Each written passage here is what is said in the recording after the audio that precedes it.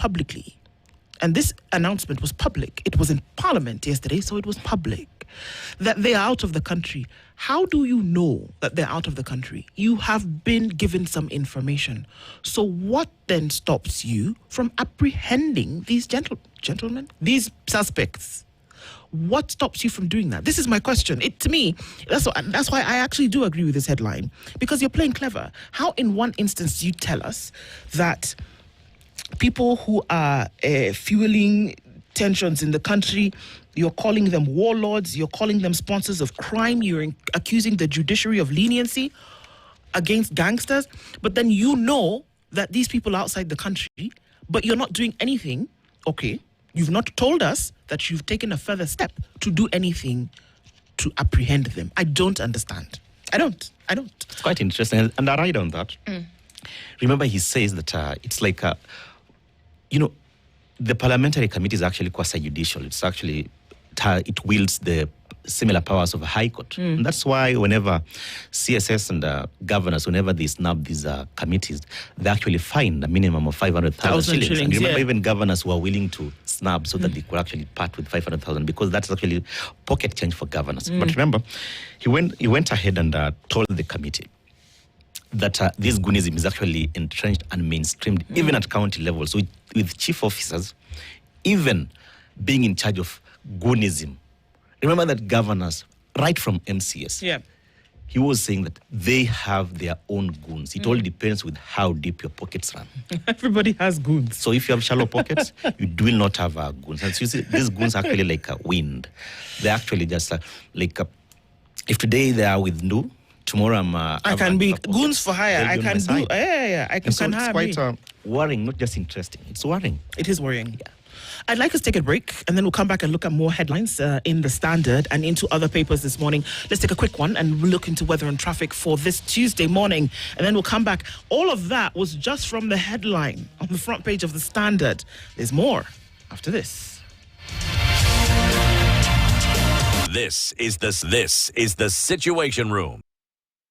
On social media, but this one, it was due to the hiked fuel costs. Unlike in 2024, when Gen Zs were enraged because of the whole of the country was actually enraged, but now the Gen Zs were converging on social media in 2024 because of the contentious finance bill 2024, which actually led to a near close down of the country and triggered the dissolving of the cabinet, some radical changes by the president. And it was termed by, I remember Dismas Mokua termed it as a good crisis for the president. Yeah. But it appears like, according to Mokua, I talked to him last week, and some other political observers, they say the president never took advantage of the quote-unquote good crisis. But back to yesterday, there were pockets of protesters in town. Yeah. They were actually being subdued, like you could tell the ratio of police to protesters for the first time. It was actually more. You could actually find like 10 policemen, maybe just surrounding 3 protesters. And I wonder why will they actually mop up such lean numbers? They were actually just expressing themselves, enshrined in the Constitution. It's a right for them. But they were actually mopped up. And some of them are actually spending the night behind bars. There will be a rain today. Yeah. But remember that a day before yesterday, the opposition, the DCP party leader, Rigathi Gachagua, was on record pouring cold water on the flames he had fanned, flames of demonstrations. He poured cold water on them. The same day, activist Boniface Mwangi really distanced himself from those protests. Yeah. And also, the mobilization by the Gen Zs had actually fizzled out. But also, key to note is that the Linda Mwananchi, they're also opposition.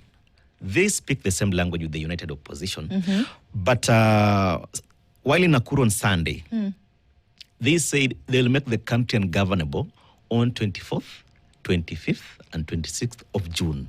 Maybe they are commemorating, of course, 2024. Absolutely. Demonstrations. Yeah. So they are speaking from different fronts. They're actually not really they have not harnessed their ideas. Remember these destructive waters. Should they harness the waters, they could produce electricity. And so yesterday, not really a flop, but it was quite underwhelming. Perhaps it wasn't planned properly. If it was planned. It was, yeah. If it was wasn't. planned. Yeah. It just sounds like it wasn't Is planned. it planning or mobilizing or is it the same? Unfortunately, I think it doesn't take away from what is restive in the hearts of many Kenyans at the moment, whereby they're unsatisfied. And that's the thing, that if it was planned to fail from the very beginning, because you know what? If you fail to plan, then that is actually a deliberate plan to fail. Okay?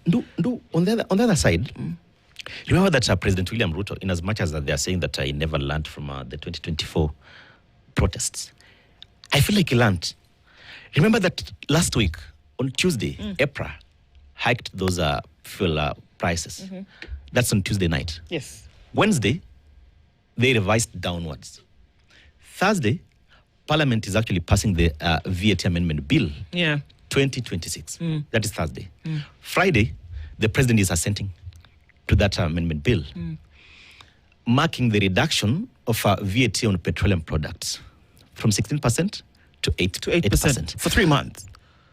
For optics, Yeah. he should have deflated the momentum of the protests. And so yesterday, the rage was actually diffused.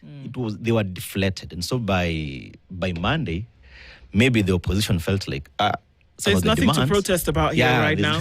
Yeah. But that's what I was saying. I think the frustration that Kenyans feel is still restive, that there will be another trigger. There will be something else. Stella Agara said yesterday that, she has 1,000% confidence that they will do something else that will frustrate Kenyans. She's confident 1,000% in the current administration that something else will happen. I thought that was interesting. Okay, so let's look at some other headlines.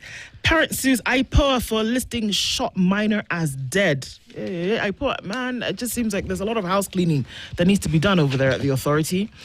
Murkomen shirks duty, blames politicians and courts for goons. Just like you said, you can find a goon here today, another goon tomorrow. It's like, I'm for hire. So, I've commercialized the thing. You need me, I'll work for you. But that doesn't mean I won't work for Nani tomorrow. He cannot pretend that he doesn't know this. He cannot pretend that he doesn't know who hires goons. He cannot pretend that he is unaware that they are actually up for hire. Because if he doesn't know, Ochanda, that there are goons for hire, if he doesn't know who hires them, guess what? He has no business being in this office. That's our self-impeachment? Yeah. Because that's the primary role. Yes. The singular role. His title includes internal security. His title as CS includes that. So if you saying that these things occur and you are unaware, yikes, that's like you say, it's an indictment on you. Like, okay, do you really know what's going on? I don't know. This is the way I see it. Teachers cry foul over weaker SHA cover, and they're saying that they're not going to teach come next week when schools open for term 2. All right, so that's what it kind of looks like in the Standard. There's more to come, of course. We'll look into some of those stories in detail. Get yourself a copy of the Standard newspaper this Wednesday morning. Also, you can get a copy of the e-paper and have that in your hands all the time. Want to look into the Nation?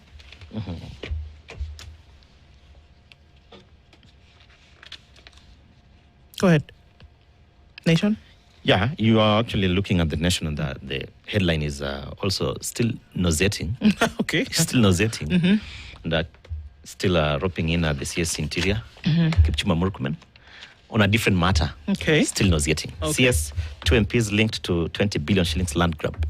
This is actually a prime land in Karen, the popular Paradise Lost Recreational Center in Runda. It's actually in Runda, not Karen. Yeah. A court has been petitioned to order the anti-graft agency to investigate the trial on accusations of abetting and grabbing the 300 acres.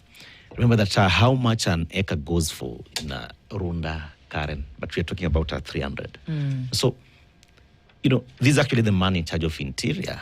Of course, he's not been indicted, but the sheer allegation. It's allegation on the Nation, but on the Standard, he's been before, we actually quoting him verbatim on the Standard.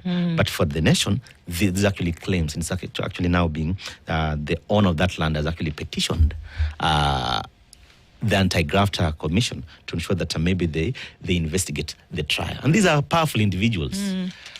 CS Interior, MP for Kapseret, Oscar Sudi is not your ordinary MP. He's not your ordinary MP. He's been accused of being silent in the National Assembly, but he wields some more influence, more power. He's actually rubbing shoulders with the who is who in the society. Remember, not just in the society, but at the echelons of power. He's normally seen around President William Ruto. He's been his confidant for so long. Yeah. Remember the MP for Gatundu South, Kururia?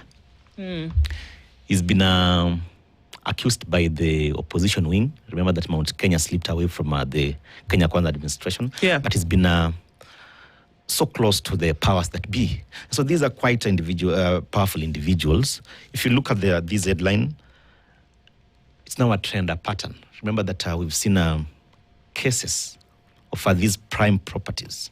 Remember Dari Business Center, owned by former CS Raphael Tuju. The case is still in court. I think it's coming up on 8th of next month when the courts will determine the way forward. Remember that Tuju, in the flexing of, I don't know if it's to call them goons, but on Monday, he stormed that property. Monday or Sunday morning, he stormed that property with a group of youth claiming ownership. It's a matter before court. Yeah. And so there's a worrying trend, worrying pattern, where prime property in affluent areas is sort of being targeted. And so those who stand accused, those who should be offering us security and safety. That's actually the headline. Understand it. On the Nation, rather. Yeah, of the Nation, yeah. Look at page 2 of Nation, another woman nurses acid attack injuries. Remember that these are cases that this is actually the second case. The first one happened like 3 weeks ago to 1 month ago, where a jilted lover allegedly hired someone, a friend. Goons. In this case, I don't think it's a goon. Yeah. This is somebody who shared in his mystery. Yeah. It's alleged that he sponsored his girlfriend. Yet this guy was married. Remember, he was married, legally married. He's sponsoring another lady's education, with the promise that they'll get married. And so that lady eventually feels no. Oldest trick in the book, ladies. Oldest trick in the book. He will not leave his wife for you.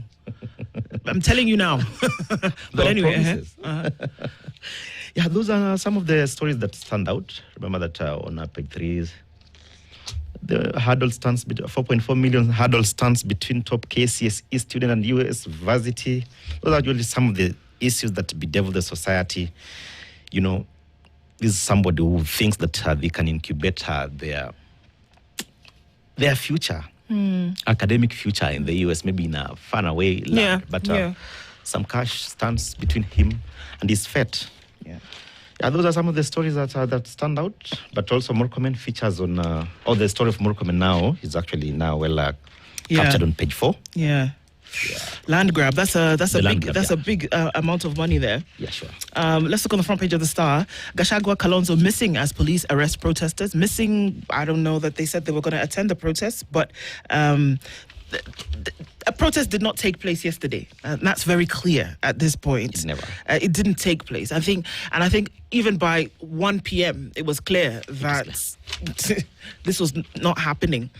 For whatever reason, if people were not out on the street protesting, there's still a protest that goes on in the hearts of people.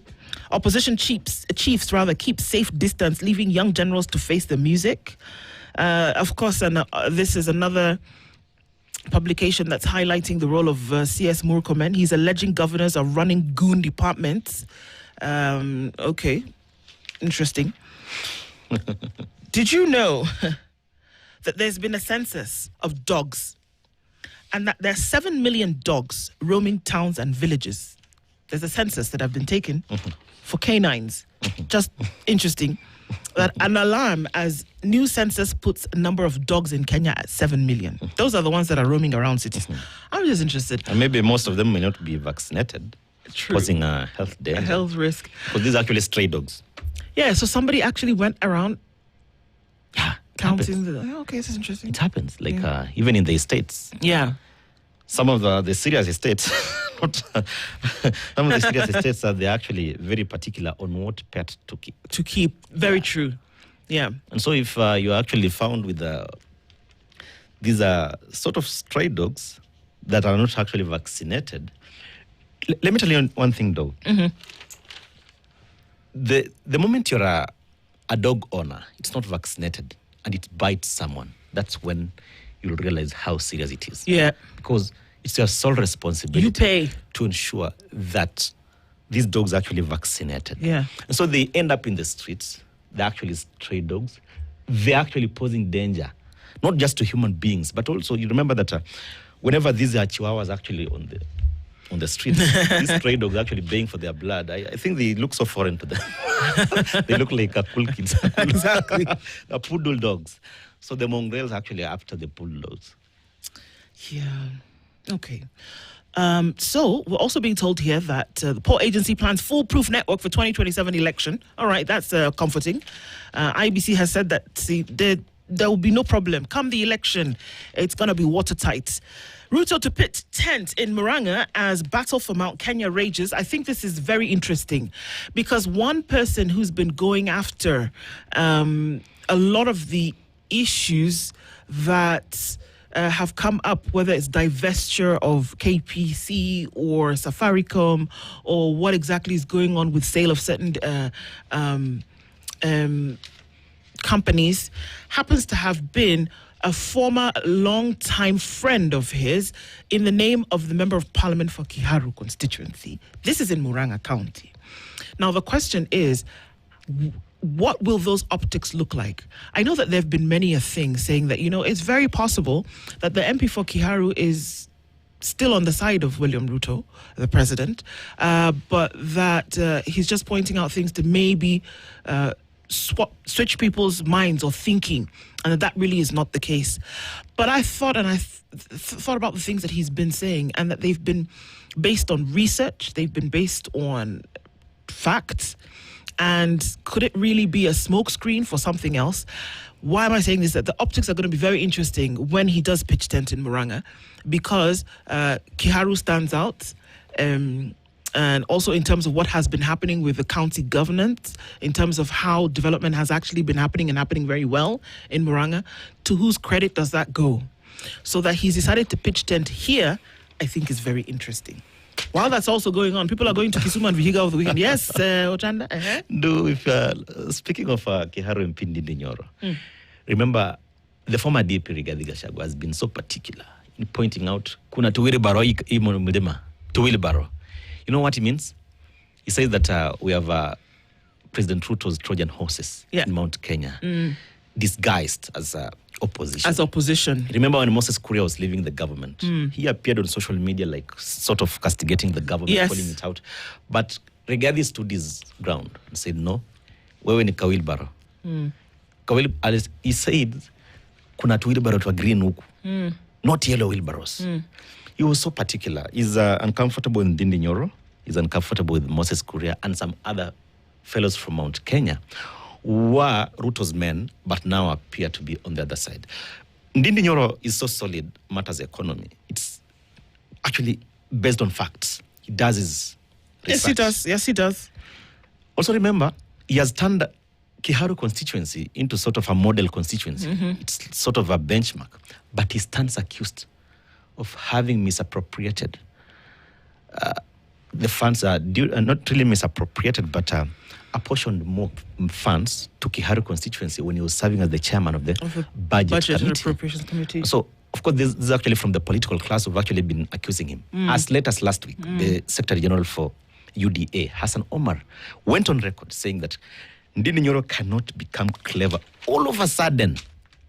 But you see, also key to note is that how is it that Ndindi Nyoro is castigating the government but really buying stakes in these state corporations? He has so much goodwill.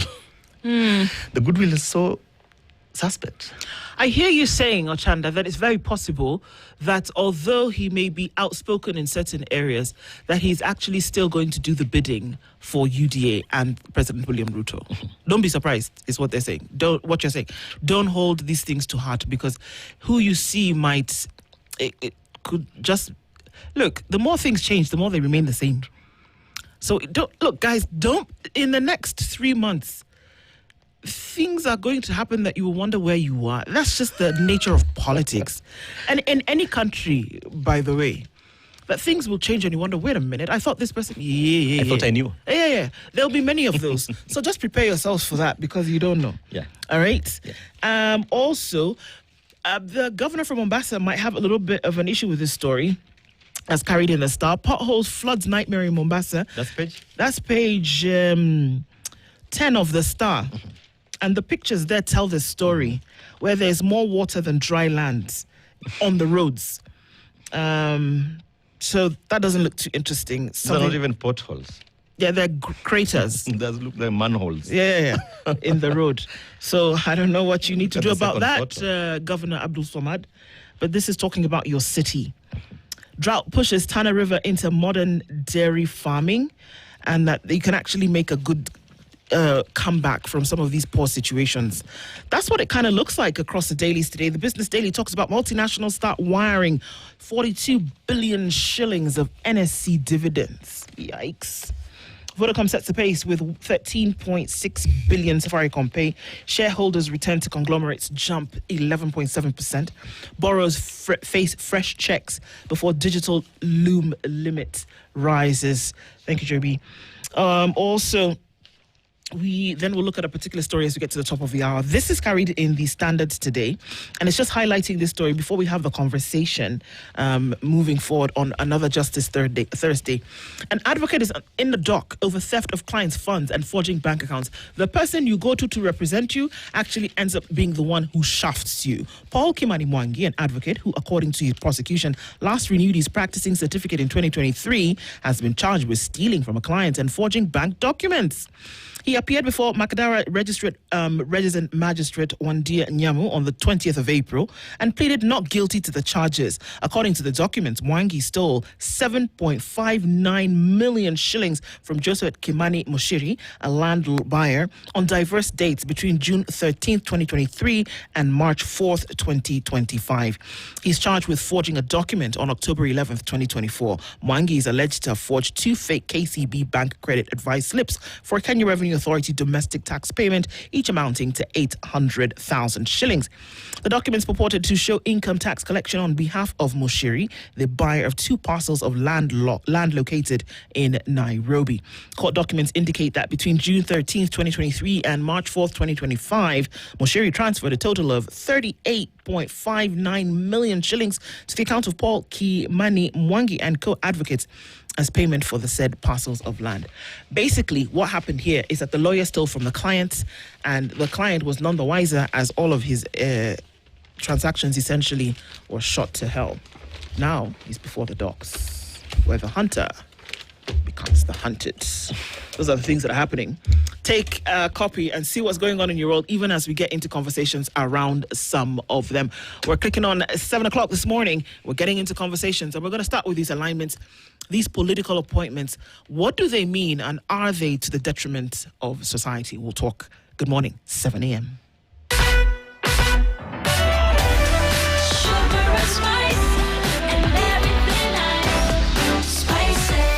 Spice up your... This is the Situation Room, the only way to start your day.